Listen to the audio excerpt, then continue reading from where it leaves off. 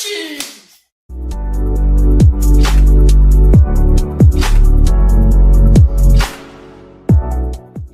What's up, guys? Today let's talk about electrons. So electrons, we know what they are. They're the negatively charged part of the atom, right? Pretty simple. But do you know what electrons look like?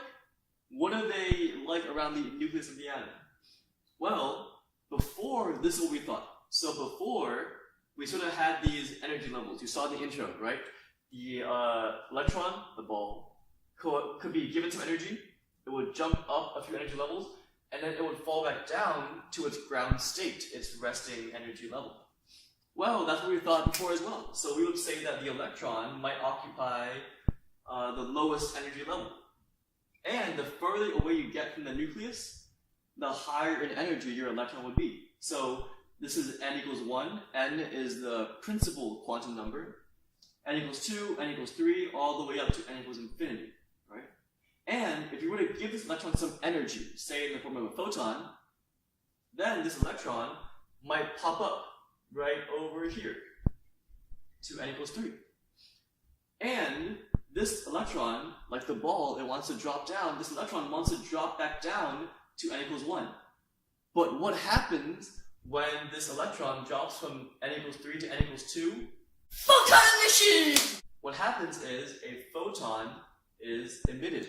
And the energy of the photon that's emitted must be equal to the energy separation between n equals 3 and n equals 2. Conservation of energy, right? Same thing. If you want your electron to drop from n equals 2 all the way down to n equals 1, what has to happen?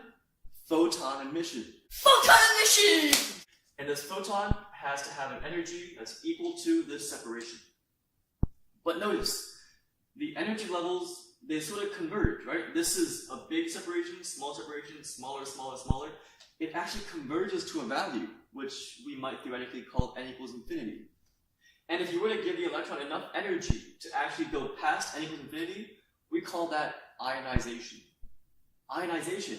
You're stripping away the electron completely from the atom, and now it's become a positively charged atom, right? It's just lost an electron. It's not positively charged. And that's how cations form. But that's fine and all. But is that really what the electrons look like? I mean, are they really just sort of orbiting in these small solar system-like circuits around the nucleus? Well, actually, no.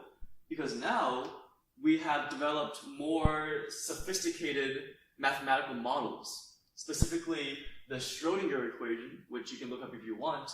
It actually gives us a wave function of what the electrons take up. So now we no longer think of electrons as having these sort of discrete circular orbits. We have a probability distribution instead. So what does that mean?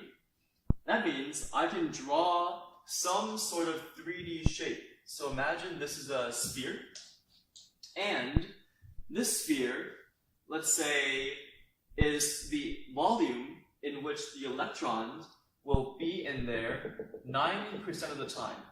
So 90% of the time, we will find the electron somewhere within that sphere, in the nucleus, in the center. But what about the other 10%? The electron might be here, it might be here, it might be on the other side of the universe, right? So we have this probability distribution function that tells us where the electron is likely to be, but not where it actually is. And this is very, very important, right? Electrons are all about chemistry. It's where all the chemistry happens. So it's important that we know what shapes they take around the atom. So we actually call this distribution 1s. This is the very first energy level, and it looks something like this, right? Pretty simple. It's just a sphere. So the electron is in here 90% of the time, but it might be here, it might be here, it might be here, the other 10% of the time. And these distribution functions, these probability distribution functions, they are what we call orbitals. So we went from orbits to orbitals. Now, what about the second energy level, n equals 2? Well, we have a similar shape for that. We call it, guess what? 2s. Now, this isn't really just another version of 1s but bigger. In reality, it actually has this sort of middle area. We call that a node, which is where the electron will never be. but it's similar in shape to the 1s. So this is actually a higher energy level compared to the 1s. So if an electron were excited, it would go from this state to a larger orbital and it would drop back down. But then once you reach higher energy levels, things get a little weird. You might get orbitals that look something like this. It's kind of crazy, right? So how would an electron look something like that? Well, check it out. It's sort of like a dumbbell, isn't it? And we call these orbitals the p orbitals. And if it were in the n equals 2 energy level, we would call them 2p. So we have this p orbital right here. And this p orbital has actually 3 different orientations. It can be this way. We would call that 2px. Over here, 2py. Or it can be like that, pointing towards you, 2pz. So we actually have 3 different types of p orbitals in the second energy level. And of course, this also represents sort of just a distribution of where the electron is likely to be. Now, each orbital can actually take on a maximum of 2 electrons. So 1s can hold 2 electrons, 2s can hold 2 electrons. Each one of the 3 p orbitals can hold 2 electrons. So you can see how it immediately starts to build up as you get bigger and bigger atoms. So, let's say that you have a hydrogen atom, and it's just happy, it's sitting there, and this is its electron distribution function. So, you give it some energy, and suddenly the wave function goes from this to something like this. And then it drops down to its ground state, goes like this again, and it releases a photon of energy, right?